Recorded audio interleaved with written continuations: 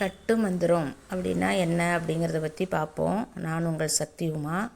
நம்ம ஒரு தீபம் ஏற்றி வச்சு பூஜையில் உட்கார்றப்போ நம்மளை சுற்றி ஒரு காவல் வேணுங்கிறதுக்காக தான் இந்த கட்டு மந்திரத்தை நம்ம சொல்ல போகிறோம்.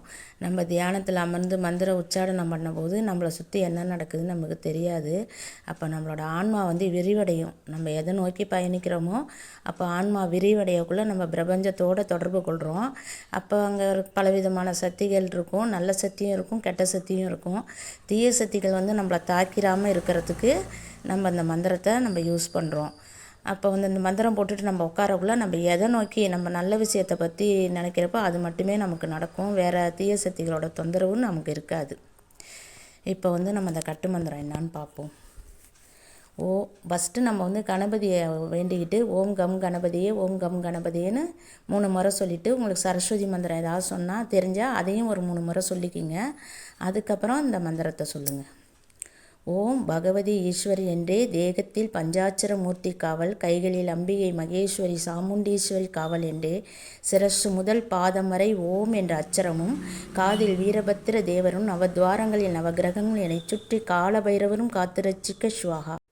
இந்த மந்திரத்தை 108 முறை ஆரம்பித்து காலையிலையும் மாலையிலையும் நம்ம ஒரு 10 நாட்களாச்சும் ஒரு 1008 முறையாச்சும், 10,008 முறைன்னு சொல்லுவாங்க. ஆனால் ஒரு 1008 முறையாச்சும் சொல்லணும்னா தான் நமக்கு இது சித்தி ஆகும். சித்தியானதுக்கு பிறகு நீங்கள் பூஜை எப்போ ஆரம்பிக்கிறப்பையும் உங்களுக்கு 3 முறை சொல்லிவிட்டு நீங்கள் ஒரு விபூதியோ ஒரு குங்குமமோ இதை பூக்களோ அச்சதையோ உங்களை சுற்றி போட்டுட்டு இதை நீங்கள் சொல்ல ஆரம்பிக்கலாம். இது நமக்கு எப்படி சித்தி ஆயிட்டு அப்படின்னு நம்ம தெரிஞ்சுக்கலான்னா, நம்ம எங்கே போனாலும் நமக்கு மக்கள் நமக்கு ஒரு சிநேகமாக இருப்பாங்க. அது மட்டும் இல்லாமல் பைரவரோட வாகனமாகிய நாய்கள்லாம் நம்மளை பாசத்தோடு சுற்றி வரும். நம்மள்ட்ட ரொம்ப அந்யோன்யம் காட்டும். எங்கே போனாலும் பார்த்திங்கன்னா அந்த நாய்கள் உங்கள்கிட்ட பாசமாக பழகும். அதில் நீங்கள் நல்லா தெரிஞ்சுக்கலாம் அது நமக்கு சித்தி ஆயிட்டுன்னு. இதை நம்ம எப்போல்லாம் யூஸ் பண்ணலான்னா, மாந்திரிகத்துக்கு மட்டும் இல்லை, நம்ம ஒரு பயணம் மேற்கொள்கிறப்போ நம்மளை பாதுகாப்பாக நம்ம போகிறதுக்கும் இந்த மந்திரத்தை சொல்லி கட்டு மந்திரம் சொல்லிவிட்டு நம்ம போகக்குள்ள நமக்கு ஒரு பாதுகாப்பு கிடைக்கும். இப்போ பார்த்திங்கன்னா அந்த தியானத்தில் நம்ம உட்காந்துருக்குள்ள நம்மளை சுற்றி எப்படி ஒரு ஒளிவட்டம் வருது. ஒரு உதாரணத்துக்கு தான் நான் காட்டியிருக்கேன். கண்ணுக்கு தெரியாத ஒரு கவசம் நம்மளை பாதுகாக்கும்.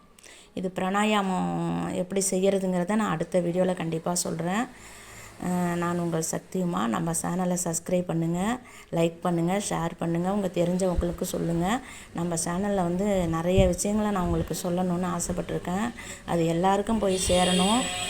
அதனால் உங்களால் முடிஞ்ச அளவுக்கு ஷேர் பண்ணுங்கள் மக்களே. கமெண்ட் பண்ணுங்கள். கமெண்ட் பண்ணவங்களுக்கு ரொம்ப நன்றி.